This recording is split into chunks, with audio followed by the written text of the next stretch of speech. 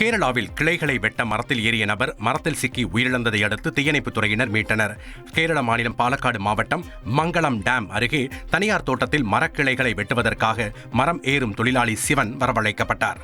கிளைகளை வெட்டி கொண்டிருந்த போது மரக்கிளை சிவனின் தொடையில் குத்தி ஏறியதால் அதிக அளவு ரத்தம் வெளியாகி மரத்திலேயே மாட்டிக்கொண்டார்.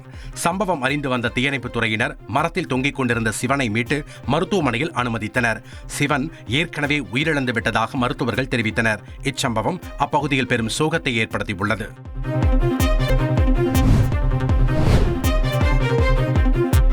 அரசு ஊழியர் ஆசிரியர் சங்கங்களின் அமைப்பான ஜாக்டோ ஜியோவின் போராட்ட ஆயத்த மாநாடு மே 24ஆம் தேதி நடைபெற உள்ளதாக அறிவிக்கப்பட்டுள்ளது.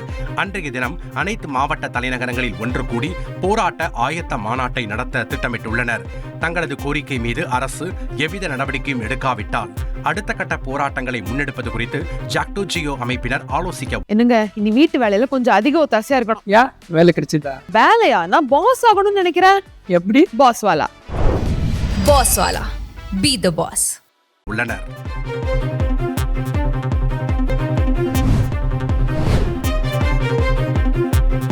காஞ்சிபுரத்தில் நீதிபதி என கூறி மெட்ரோ ரயில்வேயில் வேலை வாங்கி தருவதாக 20 லட்சம் ரூபாய் மோசடி செய்த பயிற்சி வழக்கறிஞரை போலீசார் கைது செய்தனர். காஞ்சிபுரம் நாகாலுத்து தெருவைச் சேர்ந்த அருண் சூர்யா என்பவர் சட்டப்படிப்பு முடித்துவிட்டு சென்னையில் ஒரு வழக்கறிஞரிடம் உதவியாளராக பயிற்சியில் ஈடுபட்டு வருவதுடன் தான் சிவில் நீதிபதியாக பணியாற்றி வருவதாக வீட்டின் வெளியே போர்டையும் மாட்டி வைத்துள்ளார். இந்நிலையில் அரசு பேருந்து ஓட்டுநர் மோகன் என்பவரிடம் அவரது மகனுக்கு மெட்ரோ ரயில்வேயில் வேலை வாங்கி தருவதாக கூறி 9 லட்சம் ரூபாய் வரை பெற்றுள்ளார். வேலை கிடைக்காத நிலையில் அது குறித்து மோகன் அளித்த புகாரின் பேரில் அருண் சூர்யாவை போலீசார் கைது செய்தனர். நீதிபதி என கூறிக்கொண்டு மேலும் இருவரிடம் அருண் சூர்யா பண மோசடியில் ஈடுபட்டதும் தெரிய வந்துள்ளது.